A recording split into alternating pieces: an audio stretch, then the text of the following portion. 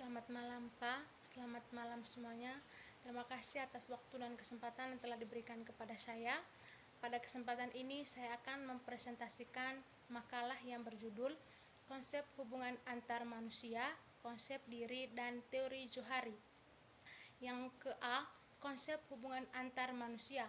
Pengertian, hubungan antar manusia adalah kemampuan mengenal sikap, tingkah laku, pribadi seseorang. Ruang lingkup hubungan antar manusia dalam arti luas adalah interaksi antara seseorang dengan orang lain dalam suatu kehidupan untuk memperoleh kepuasan hati. Dalam hal ini, berusaha mencoba menemukan, mengidentifikasi masalah, dan membahaskan untuk mencari pemecahannya.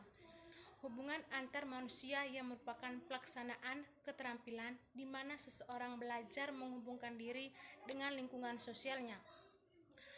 Tujuan hubungan antar manusia adalah agar tercapainya kehidupan yang harmonis, yaitu masing-masing orang saling bekerja sama dengan menyesuaikan diri terhadap satu dengan lain dan memanfaatkan pengetahuan tentang faktor sosial dan psikologis dalam penyesuaian diri manusia sedemikian rupa sehingga penyesuaian diri ini terjadi serasi dan selaras dengan ketegangan dan pertentangan sedikit mungkin. Teknik hubungan antar manusia itu menjalin hubungan antar manusia. Yang pertama, melakukan kontak sosial, melakukan komunikasi. Faktor yang mendasari hubungan antar manusia yang pertama itu faktor imitasi, faktor sugesti, faktor identifikasi, dan faktor simpatik. Yang berikutnya, faktor yang menentukan hubungan antar manusia. Yang pertama, rasa percaya, sikap sportif, dan sikap terbuka. Yang ke-B, konsep diri. Pengertian konsep diri. Komunikasi antara pribadi merupakan aspek yang sangat penting dalam teori komunikasi.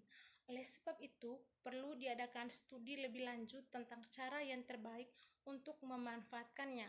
Penulis mencoba menganalisa salah satu teori tentang konsep diri yang berkaitan dengan komunikasi antara pribadi untuk menciptanya komunikasi yang lebih baik. Konsep diri merupakan faktor yang sangat penting dan menentukan dalam komunikasi antar pribadi. Kunci keberhasilan hidup adalah konsep diri positif. Konsep diri memainkan peran yang sangat besar dalam menentukan keberhasilan hidup seseorang, karena konsep diri dapat dianalogikan sebagai suatu operating system yang menjalankan suatu komputer. Faktor yang mempengaruhi konsep diri, yang pertama orang lain, yang kedua kelompok rujukan atau reference group. Pengaruh konsep diri pada komunikasi interpersonal. Yang pertama, membuat yang dipenuhi sendiri. Yang kedua, membuka diri. Yang ketiga, percaya diri atau self-confidence. Yang keempat, selektif. Yang ke-C, teori Johari window. Pengertian, jendela Johari atau Johari window adalah konsep komunikasi yang diperkenalkan oleh Joseph Lett dan Harry Ingram. Karena disebut Johari, pada dasarnya menggambarkan tingkat saling pengertian antar orang yang berinteraksi. Jendela Johari ini mencerminkan tingkat keterbukaan seseorang yang dibagi dalam 4 kuadran. Kuadran-kuadran tersebut bisa dijelaskan sebagai berikut. Teori Johari window atau jendela Johari merupakan perangkat sederhana dan berguna dalam mengilustrasikan dan meningkatkan kesadaran diri serta pengetahuan bersama individu-individu yang ada dalam satu kelompok tertentu. Model ini juga berfungsi dalam meningkatkan hubungan antar kelompok yang sekaligus mengilustrasikan kembali proses member maupun menerima feedback. Berikut jendela ideal. Idealnya sebuah jendela itu bisa dilihat dari tingkatnya, tingkat kepercayaan dalam kelompok ataupun hubungan dengan individu lain.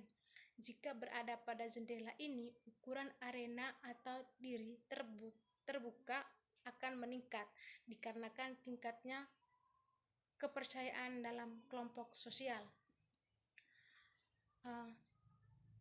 Jadi kesimpulannya, hubungan antar manusia adalah kemampuan mengenal sifat, tingkah laku pribadi seseorang. Ruang lingkup hubungan antar manusia dalam arti luas adalah interaksi antara seseorang dengan orang lain dalam suatu kehidupan untuk memperoleh kepuasan hati. Tujuan hubungan antar manusia adalah agar tercapainya kehidupan yang harmonis, yaitu masing-masing orang saling bekerja sama, saling menyesuaikan diri terhadap satu dengan orang lain.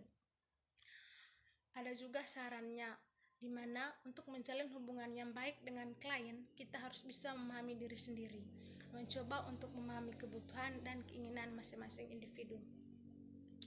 Sekian, mungkin ini saja makalah yang saya presentasikan pada malam hari ini. Akhir kata, jika ada kata-kata yang salah, saya mohon maaf dan terima kasih pada kesempatan ini. Terima kasih banyak.